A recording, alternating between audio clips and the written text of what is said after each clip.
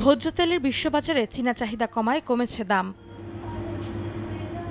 বাজার বিশ্লেষণকারী মার্কিন প্রতিষ্ঠান দ্য ট্রেডিং ইকোনমিক্সের তথ্য, মাস ব্যবধানে ৬.৫৩% কমেছে সয়াবিন বীজের দাম। একদিনেই প্রায় ৩ সেন্ট কমে শনিবার সকালে প্রতি বুশেল সয়াবিন বীজ বিক্রি হয়েছে $10.৪৯।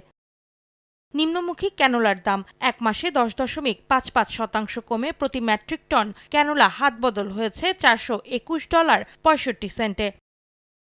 চাহিদা কমে যাওয়ায় কমতির দিকে রয়েছে পাম তেলের দামও। মাস ব্যবধানে ৫.৯৫% কমে প্রতি মেট্রিক টন এই পণ্য বিশ্ববাজারে বেচাকেনা হয়েছে $958.৬।